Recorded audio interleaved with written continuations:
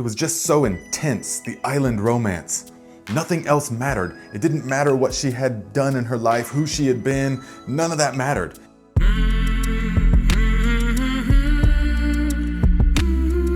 Okay, my friends, here it is. The first video on this channel in 2 years. Yes, it has been a long time since I've talked with you guys, but so much has happened in that time. I have started a whole different YouTube channel called Garden Like a Viking. And since then, it has got this here plaque. So that's going really well, and that's taken most of my time. But we gotta get back to the story. So if you have not caught up, then you can watch the previous 26 videos to catch up. They're all in chronological order, and you have to keep in mind as you watch these and as I tell these stories that this is before the age of unlimited storage on our cell phones and all of that. All I have is pictures and a couple of really primitive looking videos.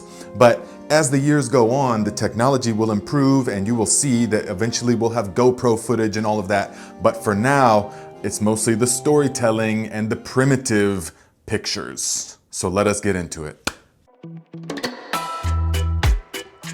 So if you recall from the last video, I took the advice of both Engel, the German man in Bangkok, and the Thai man, who said, you must want to do scuba diving. Well, yes, how did you know? And I went to Big Bubble Scuba Diving Center, and there began my life as a scuba diver, because immediately I was swept away by the amazing sensations and the sights of diving. It was incredible.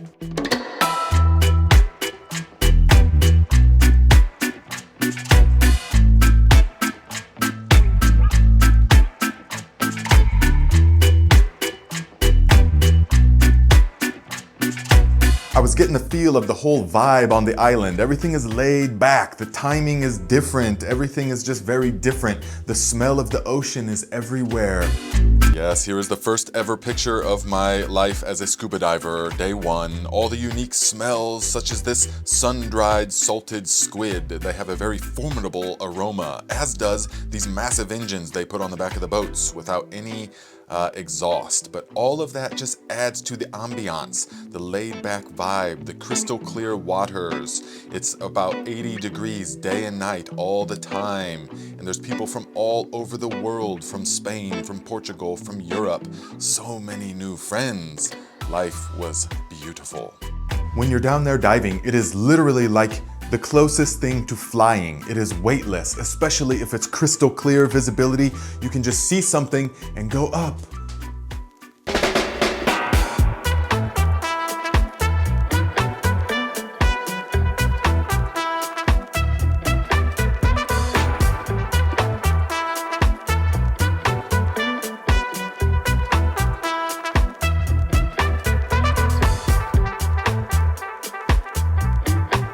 So my heart was deeply saying, yes, you need to slow down, just chill out. You don't have to go on to the next temple, the next place, the next thing, the next. Just go a bit deeper here on the island of Koh Tao.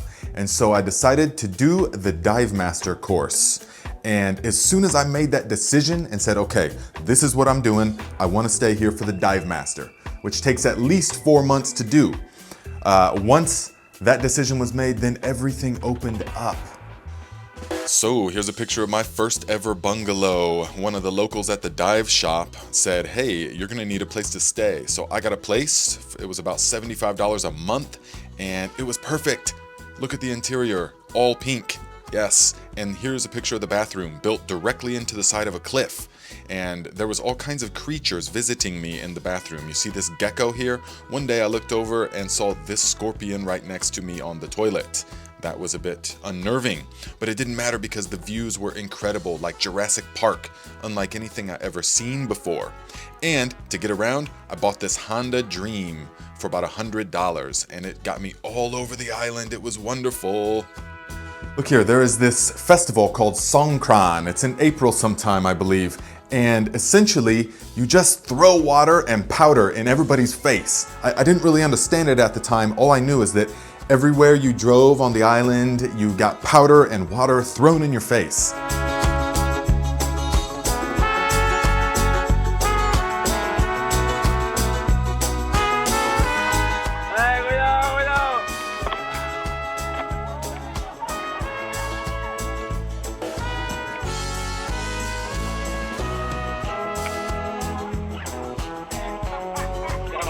Daniel.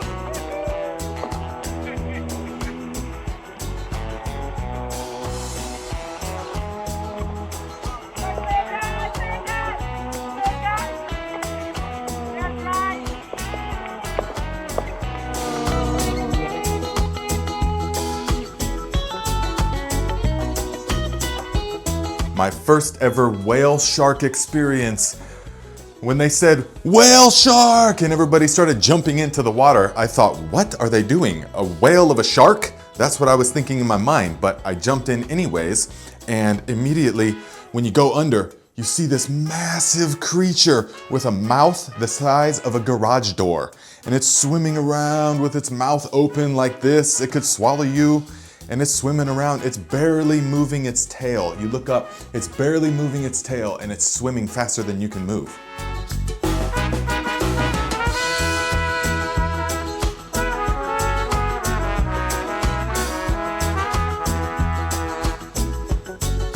My whole life, I wanted to be able to do a backflip. And up until that point, I never was able to. I never even tried really though. But now with the water, we perfected the backflip, and I had a purpose because I was a dive master now, and so I had to entertain the customers on board the ship. So we learned to do the backflips. Come on, come on.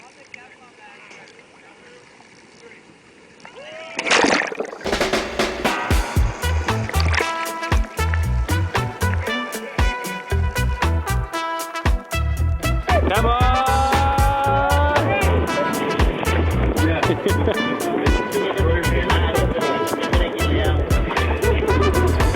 Lorena, come on. Yeah, I know. Come on.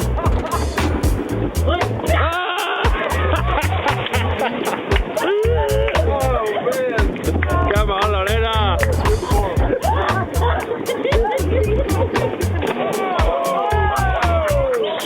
It was the incredible sense of togetherness that was so profound for me. It was like a tight-knit family. We were diving together every day. We were feeling good, feeling healthy. We would party together in the evenings. And since we're close to the equator, it's like from 6 to 6, sun up, sun down. So you have a long night to do all kinds of stuff. And then we can get up and dive in the morning. It was fantastic.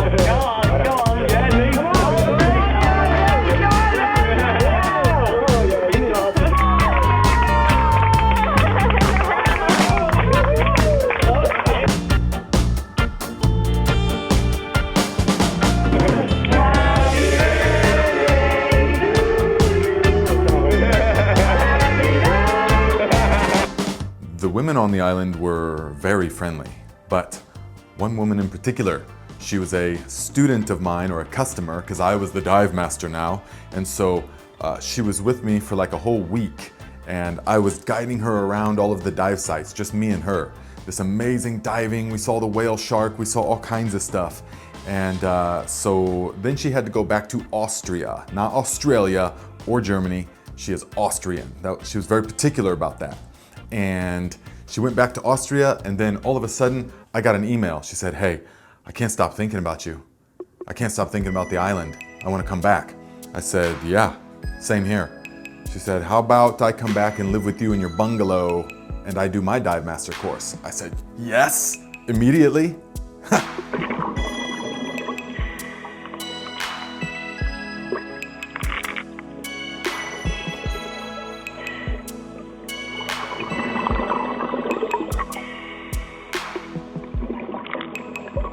She came back and she moved into the bungalow, and this was really profound for me at the time because the life I had left behind in my hometown, I was deeply alone and depressed, and I never experienced true intimate connection with someone in the way that I did with this wonderful European woman.